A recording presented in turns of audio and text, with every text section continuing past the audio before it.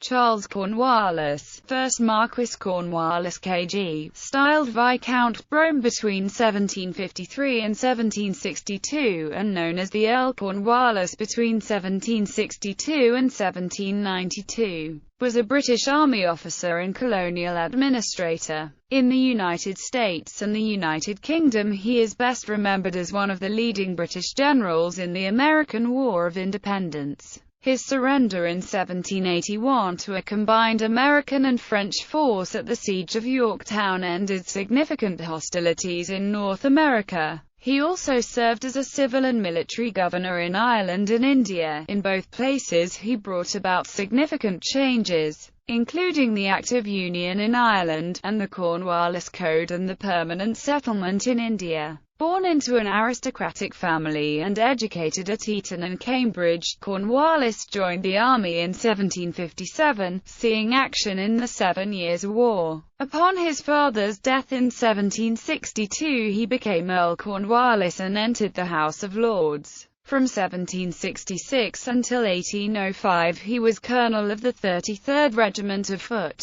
He next saw military action in 1776 in the American War of Independence. Active in the advance forces of many campaigns, in 1780 he inflicted an embarrassing defeat on the American army at the Battle of Camden, commanded British forces in the March 1781 Pyrrhic victory at Guilford Court House, and ultimately surrendered his army at Yorktown in October 1781 after an extended campaign through the southern states which was marked by disagreements between him and his superior, General Sir Henry Clinton. Despite this defeat, Cornwallis retained the confidence of successive British governments and continued to enjoy an active career. Knighted in 1786, he was in that year appointed to be Governor-General and Commander-in-Chief in India. There he enacted numerous significant reforms within the East India Company and its territories, including the Cornwallis Code,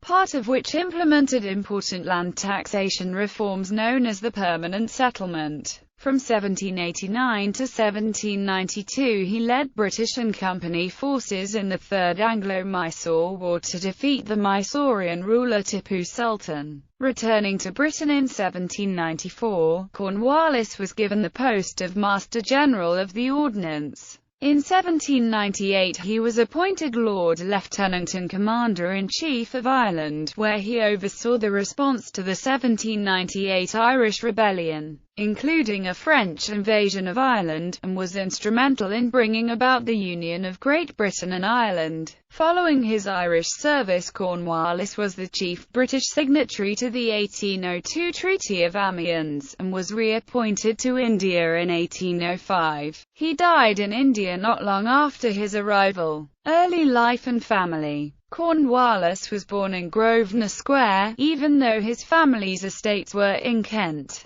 He was the eldest son of Charles Cornwallis, 5th Baron Cornwallis. His mother, Elizabeth, was the daughter of Charles Townshend, 2nd Viscount Townshend, and niece of Sir Robert Walpole. His uncle, Frederick, was Archbishop of Canterbury. Frederick's twin brother, Edward, was a military officer, colonial governor, and founder of Halifax, Nova Scotia. His brother William became an admiral in the Royal Navy. His other brother, James, eventually inherited the earldom from Cornwallis's son, Charles. The family was established at Brougham Hall, near Eye, Suffolk, in the 14th century, and its members would represent the county in the House of Commons over the next 300 years. Frederick Cornwallis, created a baronet in 1627, fought for King Charles I, and followed King Charles II into exile. He was made Baron Cornwallis, of Eye in the county of Suffolk, in 1661, and by judicious marriages his descendants increased the importance of his family. Early military career. Cornwallis was educated at Eton College and Clare College, Cambridge. While at Eton, he received an injury to his eye by an accidental blow while playing hockey, from Chute Barrington, later Bishop of Durham. He obtained his first commission as ensign in the 1st Foot Guards, on 8 December 1757. He then sought and gained permission to engage in military studies abroad. After traveling on the continent with a Prussian officer, Captain de Rogan, he studied at the Military Academy of Turin. Upon completion of his studies in Turin in 1758, he traveled to Geneva, where he learned that British troops were to be sent to the continent in the 7 Years' War. Although he tried to reach his regiment before it sailed from the Isle of Wight, he learnt upon reaching Cologne that it had already sailed. He managed instead to secure an appointment as a staff officer to Lord Granby. A year later, he participated at the Battle of Minden, a major battle that prevented a French invasion of Hanover. After the battle, he purchased a captaincy in the 85th Regiment of Foot. In 1761, he served with the 12th Foot and was promoted to brevet lieutenant colonel. He led his regiment in the Battle of Villinghausen on 15–16 July 1761, and was noted for his gallantry. In 1762 his regiment was involved in heavy fighting during the Battle of Wilhelmsthal. A few weeks later they defeated Saxon troops at the Battle of Lutterberg and ended the year by participating in the Siege of Kassel. Parliament, politics, and marriage. In January 1760 Cornwallis became a Member of Parliament, entering the House of Commons for the village of Eye in Suffolk. He succeeded his father as 2nd Earl Cornwallis in 1762, which resulted in his elevation to the House of Lords. He became a protégé of the leading Whig magnate, and future Prime Minister, Lord Rockingham. He was one of 5 peers who voted against the 1765 Stamp Act out of sympathy with the colonists. In the following years, he maintained a strong degree of support for the colonists during the tensions and crisis that led to the War of Independence. On July 14, 1768, he married Jemima Tulloch Jones, daughter of a regimental colonel. The union was, by all accounts, happy. They settled in Culford, Suffolk, where their children, Mary and Charles, were born. Jemima died on 14 April 1779. American War of Independence. During the post-war years, Cornwallis had remained active in military matters. He became colonel of the 33rd Regiment of Foot in 1766. With the outbreak of the war in North America, Cornwallis put his previous misgivings aside and sought active service. Early campaigns promoted to lieutenant general in North America. He began his service in 1776 under General Sir Henry Clinton with the failed siege of Charleston. He and Clinton then sailed for New York City, where they participated in General William Howe's campaign for New York City.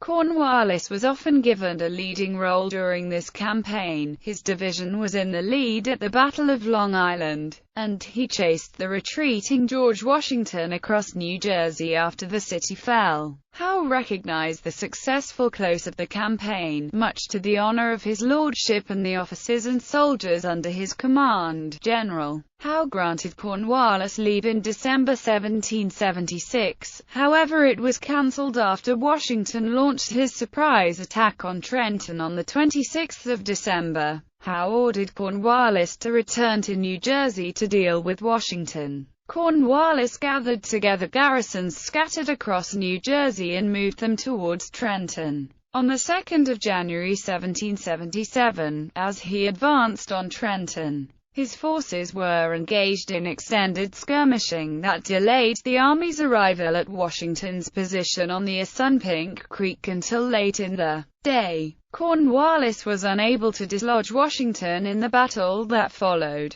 Cornwallis prepared his troops to continue the assault of Washington's position the next day, and critically failed to send out adequate patrols to monitor the Americans. During the night, Washington's forces slipped around Cornwallis's and attacked the British outpost at Princeton. Washington's success was aided by a deception. He had men maintain blazing campfires and keep up sounds of camp activity during his movement. Cornwallis spent the winter in New York and New Jersey, where the forces under his command were engaged in ongoing skirmishes with the Americans. Cornwallis continued to serve under Howe on his campaign for control of the rebel capital, Philadelphia. Cornwallis was again often in an advance role, leading the flanking maneuver at the Battle of Brandywine, and playing key roles at Germantown and Fort Mercer. With the army in winter quarters in Philadelphia, Cornwallis finally returned home for leave. Upon his return in 1778, Howe had been replaced by Clinton as commander-in-chief, and Cornwallis was now second in command.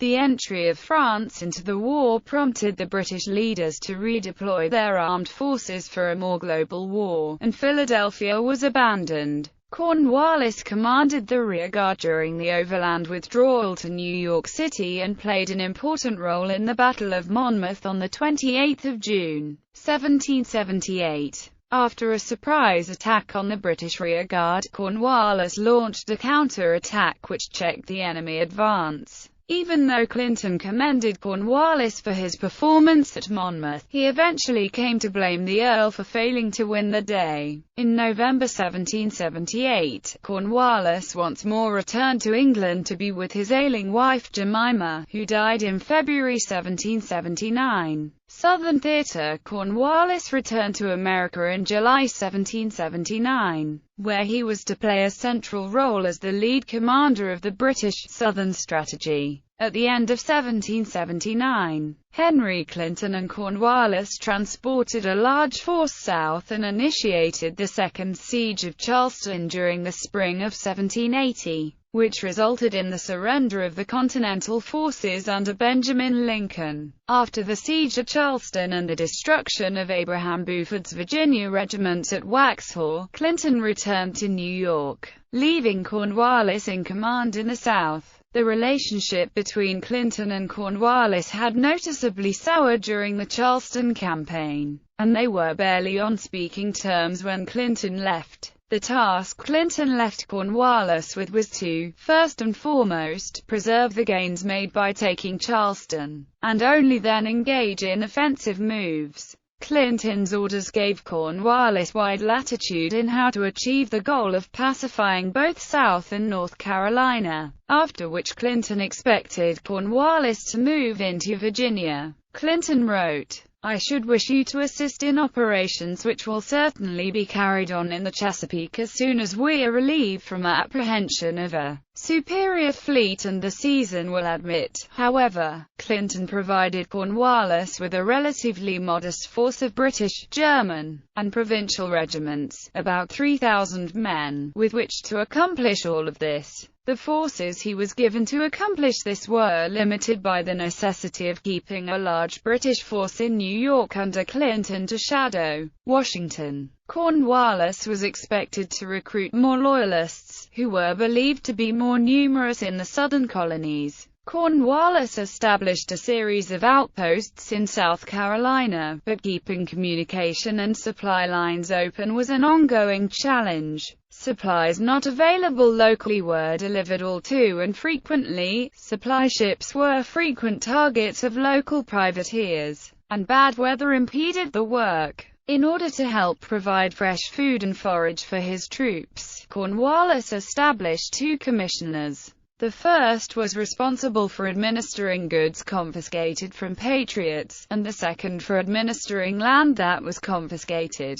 A chronic shortage of hard currency made it difficult to purchase supplies from any source, either patriot or loyalist. Cornwallis also attempted to re-establish civil authority under British or loyalist oversight. Although these attempts met with limited success, they were continually undermined by patriot activity, both political and military, and the indifferent abuses of British and Loyalist forces. Patriot militia companies constantly harassed Loyalists, small British units, and supply and communication lines. In August 1780, Cornwallis' forces met a larger but relatively untried army under the command of Horatio Gates at the Battle of Camden, where they inflicted heavy casualties and routed part of the force. The relatively untried Continentals in Gates' army were routed, and suffered heavy casualties. This served to keep South Carolina clear of Continental forces, and was a blow to rebel morale. The victory added to his reputation, although the rout of the American rebels had as much to do with the failings of Gates as it did the skill of Cornwallis. In London, Cornwallis was perceived as a hero, and was viewed by many there as the right man to lead the British forces to victory over the rebels. As the opposition seemed to melt away, Cornwallis optimistically began to advance north into North Carolina while militia activity continued to harass the troops he left in South Carolina. Attempts by Cornwallis to rally Loyalist support were dealt significant blows when a large gathering of them was defeated at Kings Mountain, only a day's march from Cornwallis and his army, and another large detachment of his army was decisively defeated at Cowpens.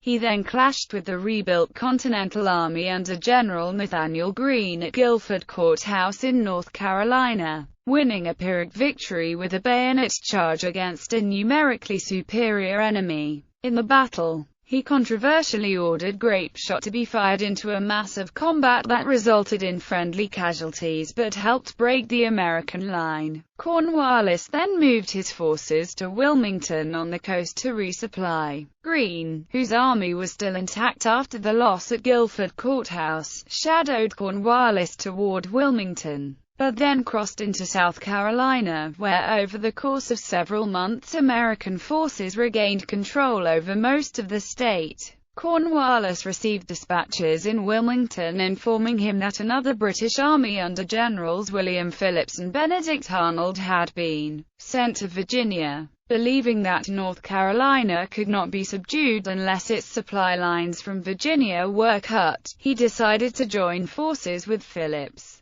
Virginia campaign. On arrival in Virginia, Cornwallis took command of Phillips' army. Phillips, a personal friend of Cornwallis, died 1 week before Cornwallis reached his position at Petersburg. He then sought to fulfill orders Clinton had given to Phillips, and raided the Virginia countryside, destroying American military and economic targets. The young Frenchman had 3,200 men at his command, but British troops under Cornwallis' command totaled 7,200. Lafayette skirmished with Cornwallis, avoiding a decisive battle while gathering reinforcements. It was during this period that Cornwallis and Clinton exchanged a series of letters in which Clinton issued a number of confusing, contradictory, and not entirely forceful orders. Cornwallis eventually received firm orders from Clinton to choose a position on the Virginia Peninsula, referred to in contemporary letters as the Williamsburg Neck, and construct a fortified naval post to shelter ships of the line. In complying with this order, Cornwallis put himself in a position to become trapped. With the arrival of the French fleet under the Comte de Grasse and General Washington's combined French-American army, Cornwallis found himself cut off. After the Royal Navy fleet under Admiral Thomas Graves was defeated by the French at the Battle of the Chesapeake, and the French siege train arrived from Newport, Rhode Island, his position became untenable. He surrendered after about 3 weeks' siege to General Washington and the French commander, the Comte de Rochambeau, on 19 October 1781. Cornwallis, apparently not wanting to face Washington, claimed to be ill on the day of the surrender, and sent Brigadier General Charles O'Hara in his place to surrender his sword formally. Washington had his second-in-command, Benjamin Lincoln, accept Cornwallis' sword. Return to Britain. Cornwallis returned to Britain with Benedict Arnold, and they were cheered when they landed in Britain on 21 January 1782. His surrender did not mark the end of the war, though it ended major fighting in the American theater. Because he was released on parole, Cornwallis refused to serve again until the war came to an end in 1783. An attempt was made to exchange him for Henry Laurens, His tactics in America, especially during the Southern Campaign, were a frequent subject of criticism by his political enemies in London, principally General Clinton, who tried to blame him for the failures of the Southern Campaign. Cornwallis, however, retained the confidence of King George III and the government of the Earl of Shelburne, but he was placed in a financially precarious state by his inability to be on active duty. In August 1785 he was sent to Prussia as an ambassador to the court of Frederick the Great to sound out a possible alliance. He attended manoeuvres along with the Duke of York where they encountered his old opponent Lafayette.